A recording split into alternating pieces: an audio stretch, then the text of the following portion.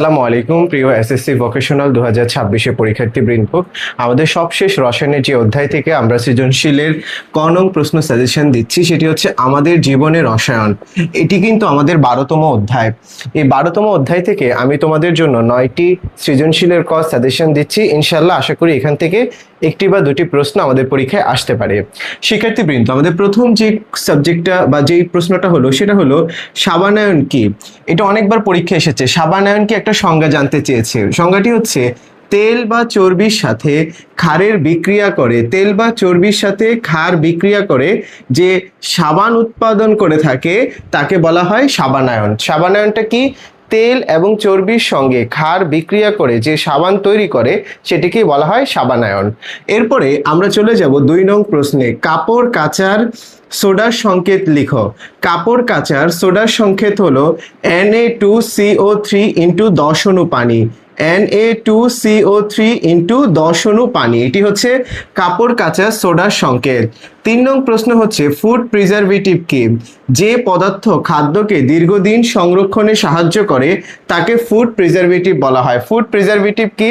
যে পদার্থ খাদ্যকে দীর্ঘদিন সংরক্ষণে সাহায্য করে তাকে ফুড প্রিজারভেটিভ বলে। এরপরে আমরা চলে যাব 4 নং প্রশ্নে।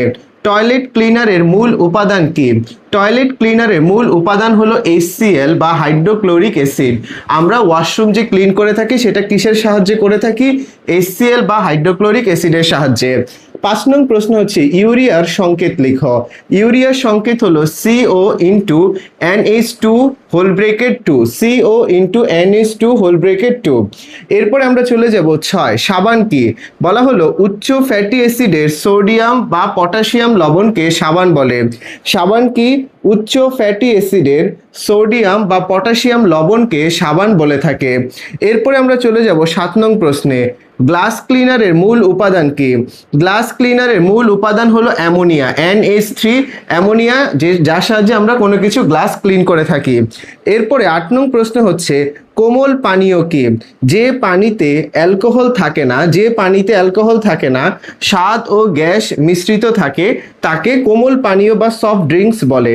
সফট ড্রিঙ্কস বা কোমল পানীয় কাকে বলে? যে পানিতে অ্যালকোহল থাকে না, স্বাদ ও গ্যাস মিশ্রিত থাকে তাকে কোমল পানীয় বলে। 9 নং প্রশ্ন হচ্ছে গ্লুকোজের সংকেত লিখো। গ্লুকোজের সংকেত হলো C6H12O6। গ্লুকোজের সংকেত কি? গ্লুকোজের সংকেত হচ্ছে C6H12O6। আশা করি এই 9টি প্রশ্ন তোমাদের অনেক বেশি পরীক্ষায় কাজে দেবে। আল্লাহ